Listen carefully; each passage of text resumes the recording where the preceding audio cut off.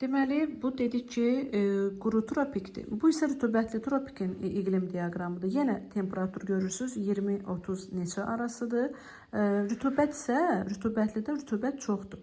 Dedik, materiklərin şərq tərəfində yerləşir rütubətli tropik. Məsəl üçün, burada Avstraliyanın şərqində də həmçinin. Mərkəzi və qərb hissələrində isə, qərb hissəsində isə 3B, yəni quru tropik iqlim hakim, 3A daha doğrusu. Burada baxın, Kaliforniya yarımadası tərəfdə, həmçinin Atakama səhrası tərəflərdə 3A, yəni quru tropik iqlim hakimdir. Sonra gəlir subtropik iqlim. Görürsünüz, subtropik iqlim Şimal yarımkürəsində zolaq təşkil edir. Subtropik iqlimin 4 dənə tipi var. Bax, belə gedir. Deməli, bu hissədə Aralıq dənizidir. Sonra gəlir burada deməli tropikin kontinentalı, subtropikin daha doğrusu. Burada isə subtropikin mussonu. Baxın, burada tipləri var. Kontinental, aralıq, musson bərabər rütubətli. Bunu işarəliyin, böyrünə yazın ki, ancaq cənub yarımkürəsindədir. Mussona isə yazın ki, ancaq şimal yarımkürəsindədir. Aha, deməli, Aralıq dənizi iqlimi harda hakimdir? Şimal yarımkürəsində. Təbii ki, Aralıq dənizinin ətrafında. Burada nələr var idi? Pirini, Apenin, Balkan yarımadaları, Kiçik Asiya yarımadası. Buralarda deməli Aralıq dənizi iqlimi hökm sürür.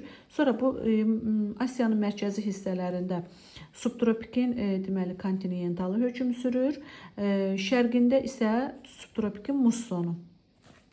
Sonra cənub yarımkürəsində baxaq. Materiklərin elə bir ki, bu qərb tərəfində subtropikin 4B-si Aralıq dənizidir. Materiklərin şərqində isə 4D-dir. Yəni subtropikin bərabər rütubətlisidir. Ancaq cənub yarımkürəsində olur bu. Deməli, burada nə oldu?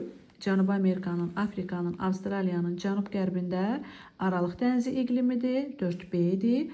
Şərqində isə 4D-dir, bərabər rütubətli subtropikdir. Bu qanuna uyğunluq 3 materik üçün keçərlidir.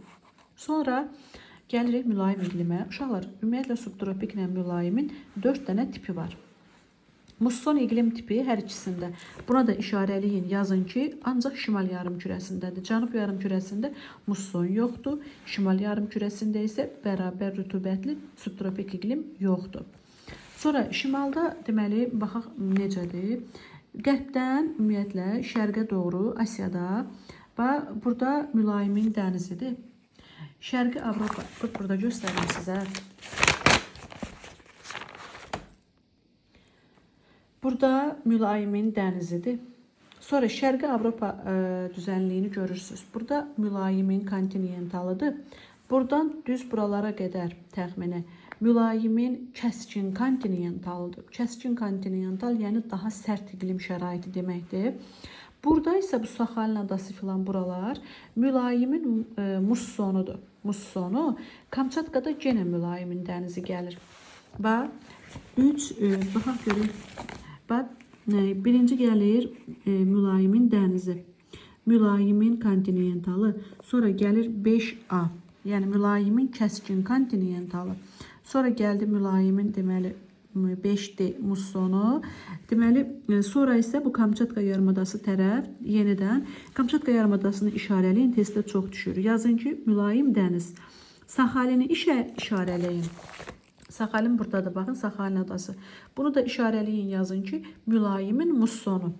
Bəzən testdə bunların ikisini qarışdırıb verirlər. Yəni çaşdırmayasınız deyə dedim. Sonra mülayimin deməli indi baxaq iqlim diaqramına. Mülayim dənizin iqlim diaqramına baxın. Mülayim dənizdə ümumiyyətlə rütubət boldur il boyu.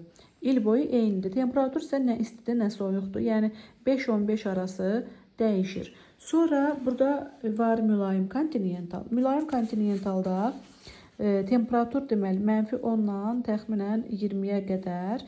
Yağıntı isə yay aylarında nisbətən daha çoxdur. Kəskin kontinental isə daha sərt iqlim şəraitinə malikdir. Burada deməli, mənfi görürsünüz 15 filan belə, yayda isə 20-yə qədər qalxır. Burada yağıntı o birlərdən azdır, 341-dir. Sonra hansı qaldı? Deməli, Mülayim mussonunda isə ümumiyyətlə musson iqlim subekvatorialla biraz oxşuyur xüsusiyyətlərinə görə. Yəni yay yağıntılı olur. Baxın görürsüz, yay ayları yağıntılıdır. Mülayimin mussonu ilə subtropikin mussonunu bəzən uşaqlar qarışdırır. İkisinin fərqini sizə göstərmək istəyirəm. Bax subtropikin mussonunda görürsüz ki, temperatur mənfiyə düşmür. Amma mülayimin mussonunda temperatur mənfiyə düşür. İkisinin də yağıntısı oxşardır, yayda çoxdur. Fərq odur ki, subtropikdə temperatur mənfiyə düşmür. Bu da belə. Subtropikin digər iqlim diaqramlarında göstərim. Aralıq dənizi iqlim diaqramı budur. Bu o deməkdir ki, yəni necə ki biz də bir növ aralıq dəniz iqlim tipinə oxşayan bir tipdə yaşayırıq da, Abşeronda. Yəni ki, yayda yağıntı az olur, soyuq aylarda yağıntı çox olur. Temperatur isə bizdə necədir? Yayda isti, qışda soyuq. Bir növ aralıq dəniz iqlim tipi bizim iqlimimizə oxşuyur. Burada subtropikin kontinentalıdır. Kontinentalda deməli temperatur mənfiyə düşübdür və yayda yenə yağıntı azdır. İl boyu bərabər rütubətli subtropik yalnız cənub yarımkürəsində idi. Ona görə də baxın, zolaq içəriyə doğrudur. İçəriyə doğru zolaq görən kimi bilin ki, cənub yarımkürəsidir. Bu da bu qədər.